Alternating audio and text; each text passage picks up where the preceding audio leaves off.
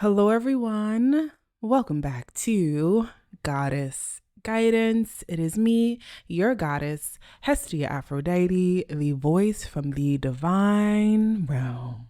If you are new to this channel, please be sure to like and subscribe so that I can know and that our community can know that the people who want to control you, run from them. Run from them right now. The people who want to control you, run for the hills. Run for the hills. Because people who desire power and control are some of the dangerous people in this world. It's one thing to be a leader. That's one thing. It's one thing if you are given the gift of leadership. And it's also another thing to be given the gift of leadership and to do it with honor and compassion and in a non-narcissistic way, right? And by that I mean there are some leaders in this world, or people rather, let me pull that back. Everyone in control and who has power is not a leader. Everybody who's in control or who has power is not necessarily a leader. Because in my definition of leadership, right? Because before people go into the comments and want to read me, feel free. Again, I love when people read me. Thank you for your energy, right? But according to Hestia Aphrodite, according to me, leadership, true divine leadership, is about the ability to see people for who they are, who they actually are, to see people in the spirit and in the flesh, and to put them in position for the most excellent and extraordinary empire possible. Therefore, that the reign of that leader, that king, that queen, that emperor, that empress is extraordinary. The people who let's look at it from a monarchy perspective, right? And we're not just talking about European monarchies, because monarchies existed way before the ones that are spoken about in textbooks, right? There are royal lineages, indigenous, African, so anyway, that's a different topic for another day. But when we talk about this idea of leadership and reigning, some of the most successful reigns have come from emperors and empresses who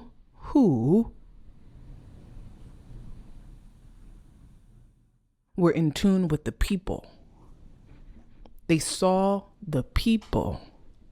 They acknowledged the people. They affirmed the people.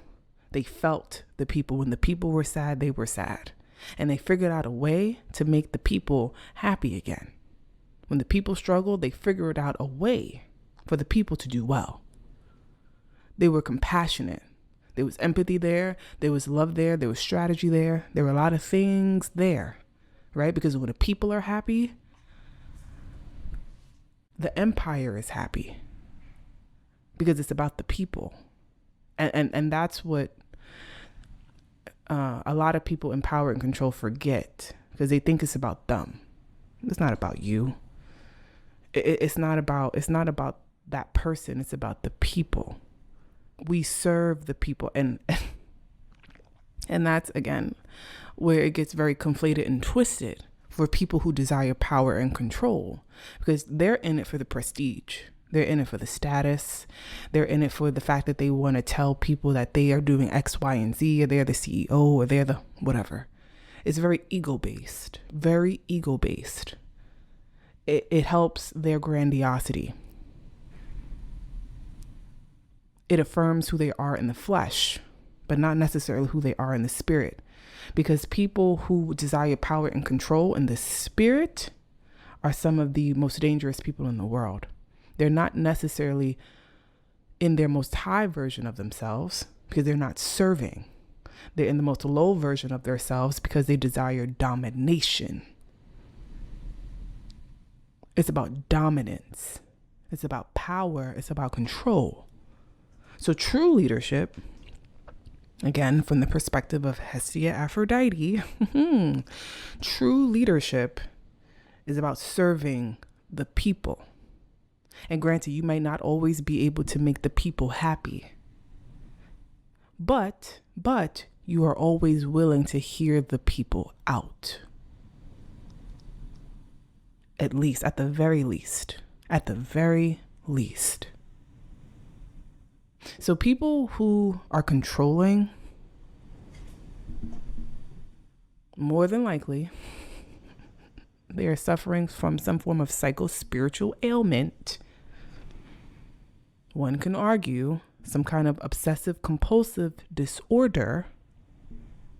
One can argue they're looking to control the chaos within themselves, and rather than focusing on that, they project that in trying to control the chaos or the perceived chaos, the projected chaos in others.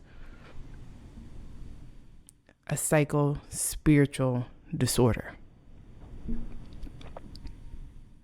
Because you can't be secure and healthy and in your most high version of you desiring to control people. And you want them to do what you want them to do. That's not how life works, because people are not slaves. That's nothing but victim abuser consciousness.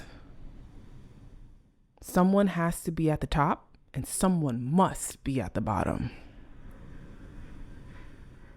No. I mean, in the old world that worked, sure.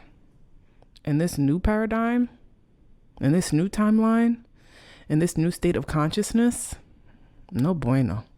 Because the people are not having it, because the people are awake. The people were awake back then, but they really awake now. And you will be held accountable. Right? So again, watch out for people who want power and control at all costs and not desiring power and control for the people. And again, it may be disguised. It may be disguised as wanting the best for the people. But once again, you will know them by their fruit. You will know them by their fruit. And whoever's in power and control, if you ever get a chance to talk to the people and the people are not happy, then you know what's up. So, and again, you can't make everybody happy. That's just not necessarily possible, but the people should at least want to be a part of the kingdom. They should desire to be a part of the empire. But when people are starting to actively walk away from the empire in droves, something's wrong. Something's wrong. So, again, people who desire power and control, watch them. Watch them. Watch them. Yeah. Okay, everyone. Bye.